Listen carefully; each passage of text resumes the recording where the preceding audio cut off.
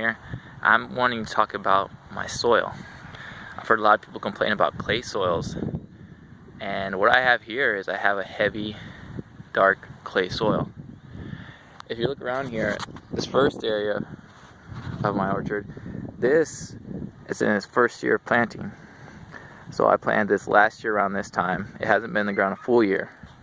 But you look at the soil I have here, see, this is a clay soil. Look at that, it's a thick clay soil. And this area right here, this clay soil is sticky. You can see how it's kind of hard to break apart, and it just wants to stick with itself. It gets all sticky, it gets the hands all dirty. And then if I take you over to this area right here, I'll show you the improvements I did throughout the years and how I got my soil to change like this. Because this soil over here, I've been working this soil for probably about 4 years. I mean, you can see the trees are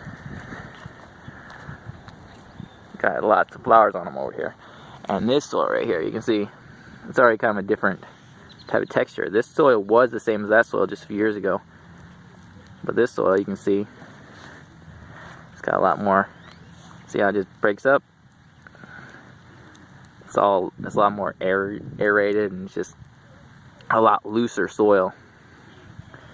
And that's because the roots and also the mulch and just the improvement on fertilizer and stuff I've kind of used. I want to show you that, what I've done with the soil, if you follow me back this way.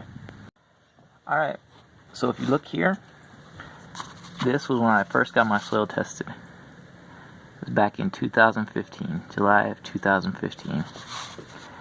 And if you look at this, you can see my pH was 8.4. Soil conductivity was low, which is a good thing. Phosphorus and nitrogen were very low. I had enough potassium there. You can see the Cl is a critical level. It's what they're supposed to have. Calcium, I had a ton of calcium. Magnesium, my sulfur, and my sodium were a little bit low.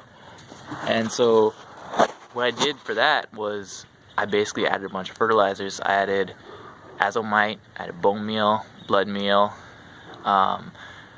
bloom and flower. I had a ton of fertilizers, and you'll see that in the next little test I did, which was the very next year, 2016.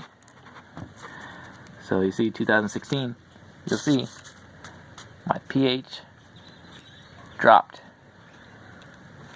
It dropped from 8.4 to 7.6, but my conductivity went from none to slight. You can see before it was at 421, and then over here it jumps all the way up to 769, and it's slight. And that is basically I'm starting to build up some salts in the soil because of all the fertilizers I used. And you can see even then I was still low on my nitrogen, I was low on my phosphorus. But I got these other tested too. On my potassium I was still good, calcium I was still good, magnesium. But you see how much my calcium jumped up also to 22,000 versus 17,000. So I was trending up on the calcium, I was trending up on the continuity, which both things I didn't want to do because I have things such as the water. I have calcium in the water, and then bone meal. Bone meal also has calcium in it, and so I was using that for my phosphorus to try to climb my phosphorus up.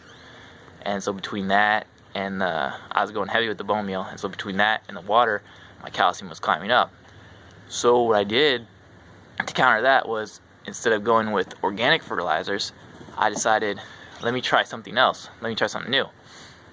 And so I went with something I'm calling natural fertilizers. I'm pretty sure other people do it. But I basically started using clover to fix my nitrogen. And I started using buckwheat to fix my phosphorus. And basically just started planting kind of cover crops around my fruit trees. And then you'll see in this next one right here that I just got back. This was just tested in 2019 right here. You can see.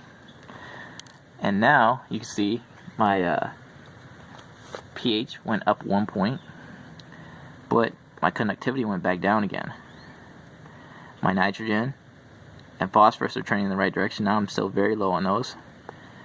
And then you'll see potassium, my calcium dropped too, which is good. Magnesium, because you can see 180 is supposed to what is the critical level for calcium. So I'm at 15,000. I'm way above that.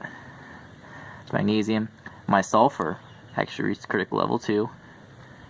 Sodium, I'm low on sodium, and then zinc, manganese, and copper, I'm all over the critical levels they put it.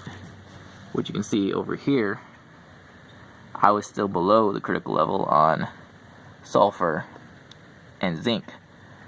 So just by doing that, I'm now above on those two. So back out here, and this is the soil that I tested right here. And this is the one I was showing you. It's more light, kind of airy. It's not all compact together. And as I said, I planted clover and buckwheat back here, and you can see right here. Here's a little bit of clover right here. Here's some more clover. There's some dead clover. And these pull nitrogen from the air, and they get on little nodes, and they put it back in the soil for you. And so you can see my trees, they're definitely reaping some benefits from how the soil has improved through the years. And so basically, that soil that I showed you over there, that was just like this soil a few years ago. But now this soil, based off just the amount of growth, the roots have broken stuff up, the trees have broken the soil up. We put more nutrients in there with the clover, the buckwheat, and so it's just, the soil is just improving as it goes. And that soil over there, I'm working on improving that one the same way this one is. So hopefully in 3 years, that soil will be just as good as this soil.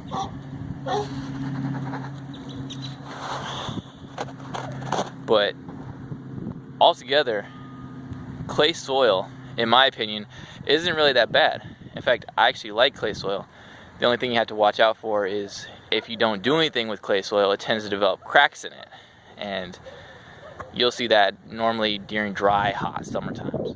But if you mulch it like this, you grow this stuff. Back here, I really don't get any cracks.